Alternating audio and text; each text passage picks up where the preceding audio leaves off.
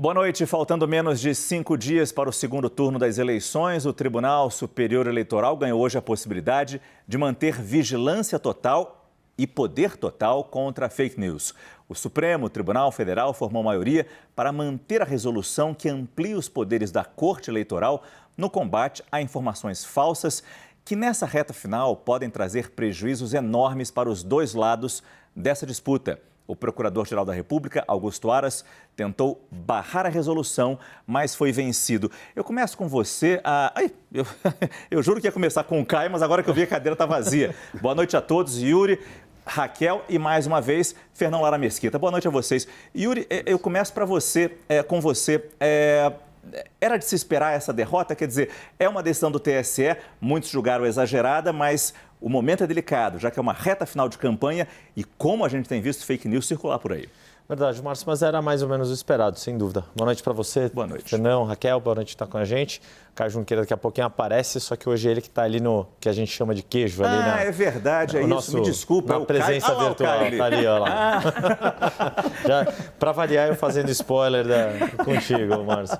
Vai lá, Yuri. Mas, de fato, quando houve essa decisão do TSE, dessa resolução, eu lembro que no dia eu conversei com pessoas que trabalham em algumas das plataformas envolvidas e havia da parte delas um entendimento de que estava uma conta muito pesada para elas e a conta podia ser inclusive financeira, caso surgisse a ordem para a remoção de um conteúdo.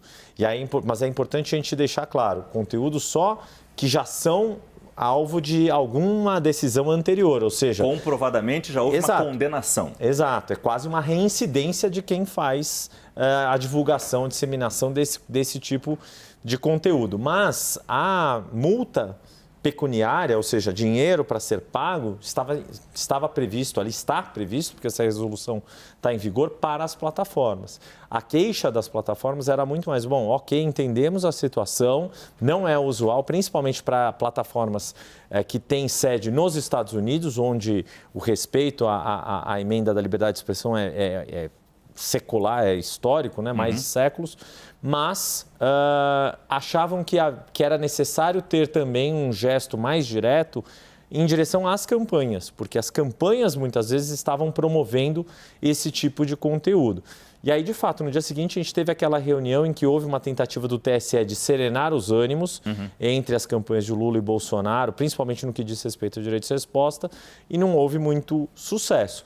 No fundo, essa é uma resolução que é nova e que a gente vai precisar esperar entrar em prática para sentir o quanto ela pode ter exageros ou não, ou se ela pode acabar sendo um instrumento de fato que contenha a disseminação de desinformação sabidamente, de informação sabidamente inverídica, de forma dolosa e, de novo, num contexto ali de reta final de campanha, sabendo quais são os impactos que elas podem ter. É uma decisão importante, a gente vai continuar com esse assunto aqui na nossa roda, mas antes a gente vai ao vivo Brasília saber todos os detalhes dessa decisão do Supremo Tribunal Federal com o nosso repórter Theo Cury, que acompanhou bastante de perto essa decisão. Theo, boa noite.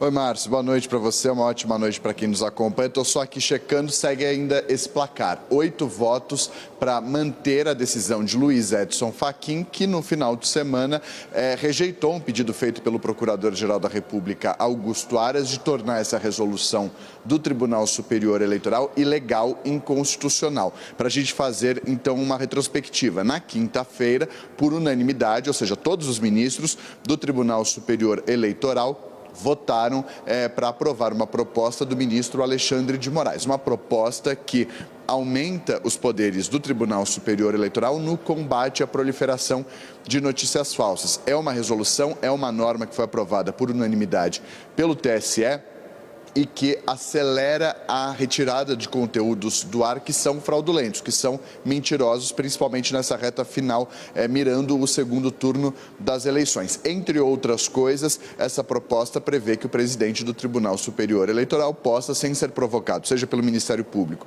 seja por advogados das campanhas, retirar do ar conteúdos idênticos ao que o plenário do TSE já retirou no passado.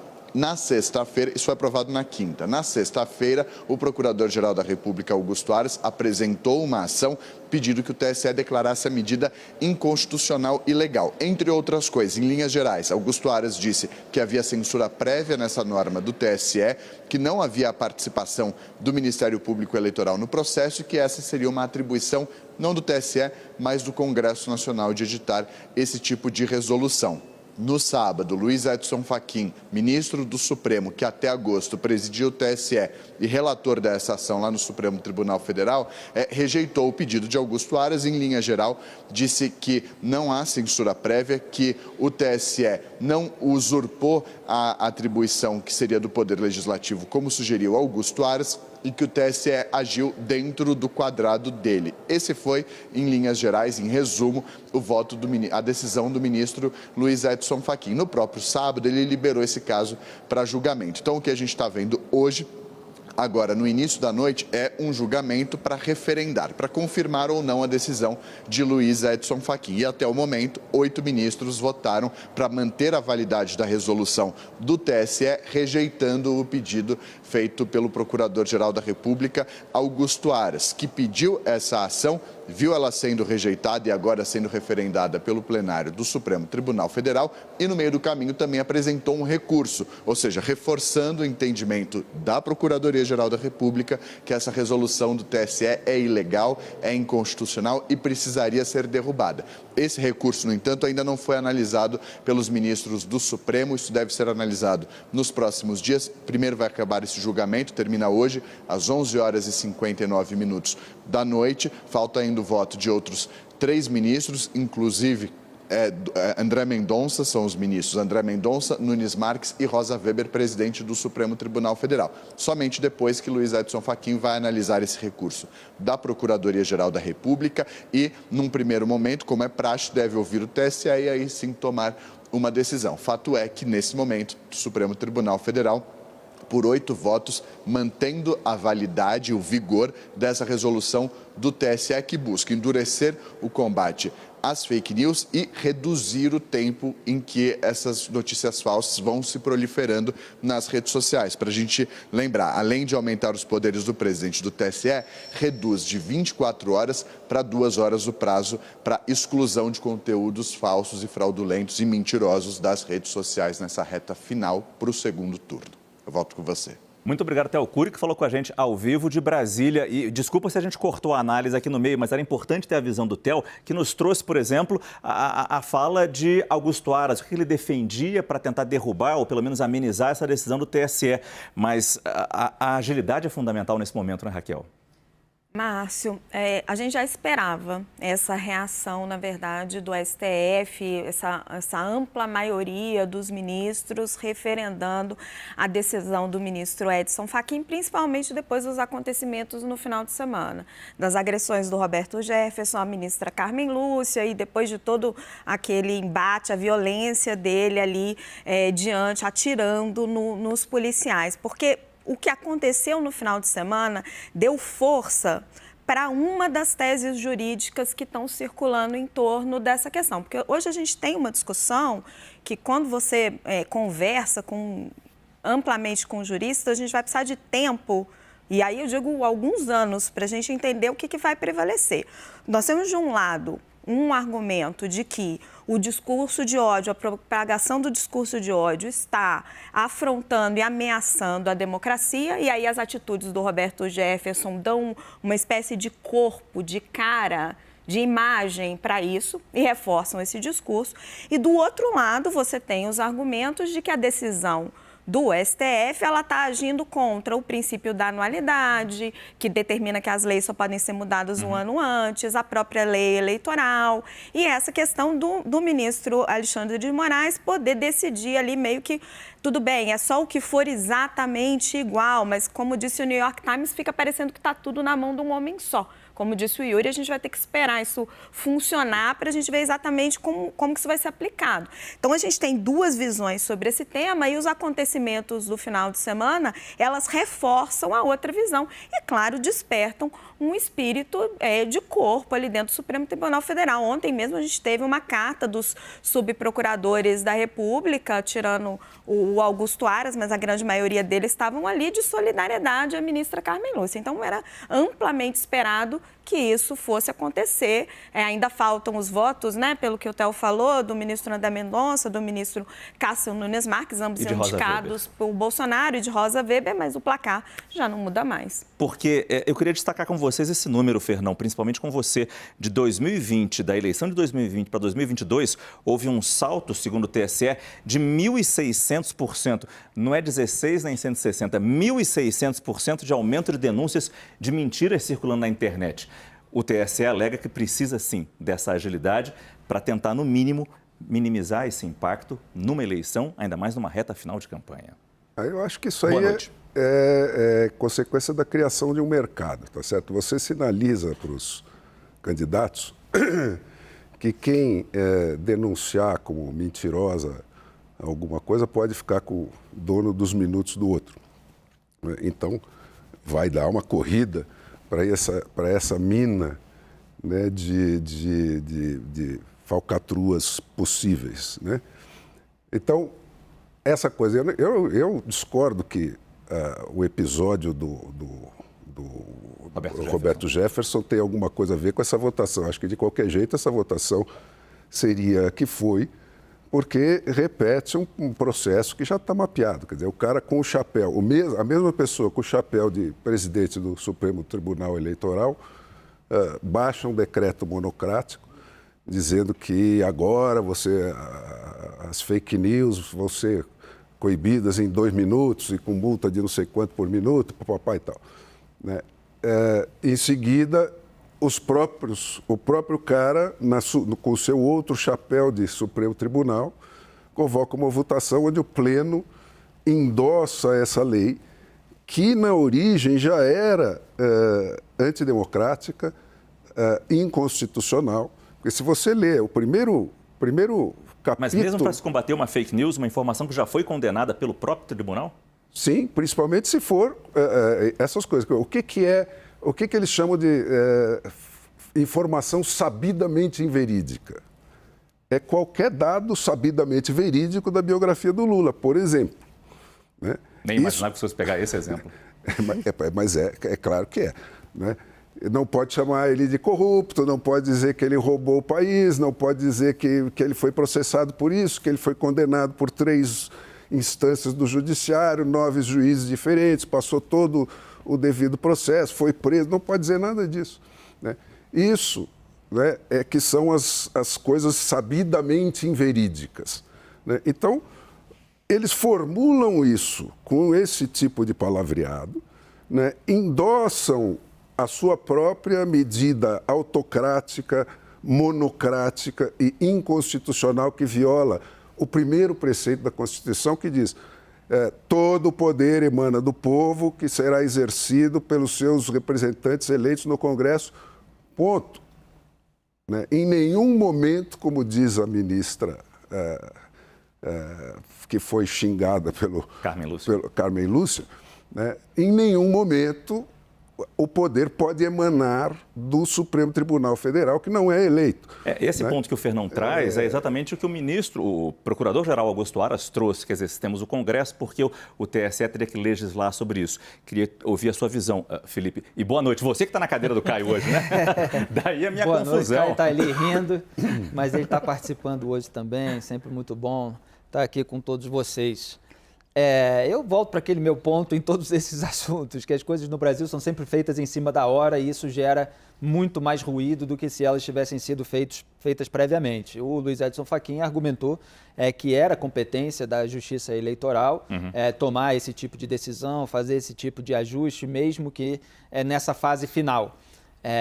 Mas a gente viu acontecer essa demora, né, essa atitude conforme a conveniência no caso do transporte público, a gente viu o aumento do piso da enfermagem sendo tocado ali de uma maneira assodada sem se ter fundo, agora a gente vê a Justiça Eleitoral também fazendo alguma coisa em cima da hora e gerando um baita ruído. Se você for analisar as minúcias dessa decisão, você pode encontrar coisas que fazem sentido para uma decisão que tivesse sido tomada fora desse período de proibição, respeitando esse critério da anualidade, que é a retirada do ar de conteúdos idênticos que já foram removidos por meio de uma ação por parte de uma coligação da qual faz parte aquela candidatura. Então, assim, é compreensível que se tenha esse critério. É uma pena que ele não tenha sido colocado muito antes. Há uma dúvida, assim, em mim, acho que a Raquel colocou essa questão outro dia também, que e se tiver um pouquinho de diferença do conteúdo? Quer dizer, já houve uma ação sobre aquele conteúdo que veio de uma chapa, entrou lá no tribunal, o tribunal decidiu e tal, agora o conteúdo é um pouquinho diferente, tira do ar também. Quem é que julga se ele é igual ou se ele, tendo uma modificação, continua sendo suscetível a essa remoção? Vamos ver como é que a Justiça Eleitoral vai agir. Então, isso dá margem à discussão. Não tem uma censura no sentido anterior, né, de estar proibido falar determinadas coisas e você vai ser multado se você fizer isso e tal. Tem essa decisão de você agir com mais celeridade quando se incorrer novamente nos casos em que já foi decidido. Então, assim, vai depender da ação específica da Justiça Eleitoral, a quantidade de ruído que isso pode gerar. Agora, é absolutamente lamentável que isso seja feito em cima da hora. Fernão pediu a palavra, mas deixa eu só jogar para o Caio, porque já que você não falou nenhuma vez ainda, Caio, porque a grande dúvida que fica também é se as plataformas vão ter essa agilidade pedida pelo TSE de 24 horas para 2 horas para retirar uma mensagem falsa, uma informação falsa que estiver circulando por lá. Márcio, boa noite a todos. Boa noite. Márcio, essa resolução, ela é polêmica, sim, e, a meu ver, ela decorre de uma falta de preparação do Tribunal Superior Eleitoral para essa realidade dessa eleição, né? Da indústria de fake news, avalanche de fake news e por aí vai. Então, foi um remendo que foi feito no meio do processo eleitoral. Isso é um fato. Por quê? Porque você tem um contexto que levou a isso. Primeiro, a meu ver, o Tribunal Superior Eleitoral não se preparou como deveria para a indústria de fake news, né? Isso a despeito do presidente do Tribunal Superior Eleitoral, ministro Alexandre de Moraes, ser o relator do inquérito das fake news, ser o relator do inquérito das milícias digitais no Supremo Tribunal Federal. Penso que daria para prever o que está acontecendo. Mas como isso não foi feito, precisou-se fazer um remendo. Com todo mundo ali que eu converso, seja do TSE, seja do Ministério Público, sobre essa resolução, a avaliação é que eu não entro em inconstitucionalidade, não foi isso que eu ouvi em nenhum momento, mas que ela se deve a um contexto de uma avalanche de fake news, de inoperância do Ministério Público, principalmente eleitoral. Hoje, salvo engano, em algum dos jornais há uma reportagem sobre isso, né, que houve apenas uma ação de fato de porte do Ministério Público Eleitoral por abuso de poder político por parte do Palácio do Planalto. E também, para te responder, colocar o gancho que você coloca, as plataformas. As plataformas têm uma restrição a se movimentar, a retirar conteúdo do ar. Então, juntaram-se esses 3 fatores: a inoperância do Ministério Público, uma indústria, né, uma fábrica de fake news muito potente nessa eleição e também uma restrição das plataformas digitais a retirar conteúdo do ar. Então, foi preciso fazer uma resolução dessa para tentar atender a esse contexto de uma eleição sui generis, como a que estamos vivenciando. O meu único ponto é que há 3 meses isso era previsível, há 6 meses isso era previsível, há 1 ano até isso era previsível. O Caio traz um ponto interessante, né, Fernão? Como a Justiça Federal Eleitoral talvez não tivesse se preparado para receber essa enxurrada de fake news e agora está correndo contra o tempo, como o Felipe nos contou, mas aparentemente não tem muito o que fazer. Eu acho que não vai estar preparada nunca, porque isso, quer dizer, aí vamos por partes, né? Eu acho que a questão não é de timing, né? A questão é de quem. quem tem o direito de ditar leis para o país? Exclusivamente os representantes eleitos pelo povo. Porque o poder emana do povo e não do Zé Mané, do Alexandre de Moraes, ou do Edson Fachin, ou de quem seja. Tá certo? Então, esse é um ponto inegociável. Isso define, no primeiro parágrafo da Constituição, que essa medida é inconstitucional. Né? Então, o tribunal, que é defensor da Constituição, chutar isso é uma violação escandalosa. Vai. O outro ponto é esse, quer dizer, o que eles definem como sabidamente inverídico? A biografia verídica do Lula, por exemplo.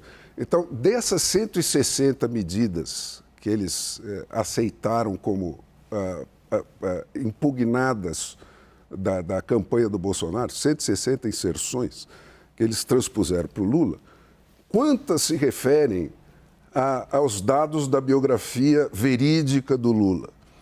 Eu imagino que a maior parte, não sei, esse dado não está publicado, né?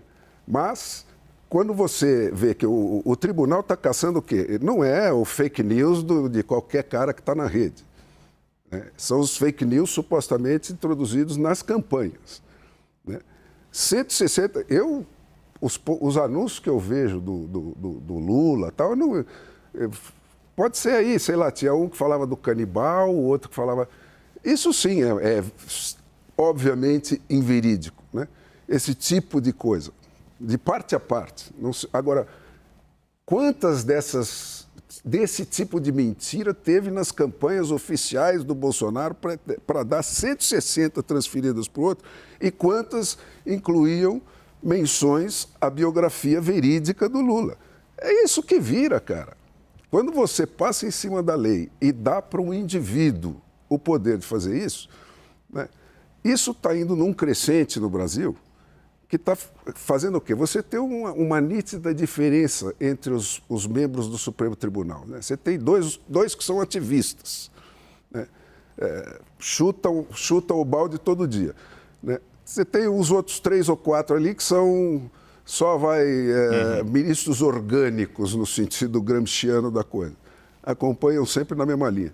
E tem uma metade que é meio envergonhada do que está acontecendo. Né? Entre outros, tem também alguns que são só cínicos, mas é isso que está acontecendo. Então, essa turma vai e vota tudo em bloco, por quê? Porque eles estão percebendo que eles estão criando um antagonismo tão forte com a população e com a Constituição, que se voltar a imperar o império da lei e se houver um judiciário realmente independente e um legislativo com força para punir, como o Senado tem a prerrogativa de fazer, ministros do Supremo que passam da medida, né, eles estão mortos. Então isso vai virando uma guerra, né, que não tem mais saída.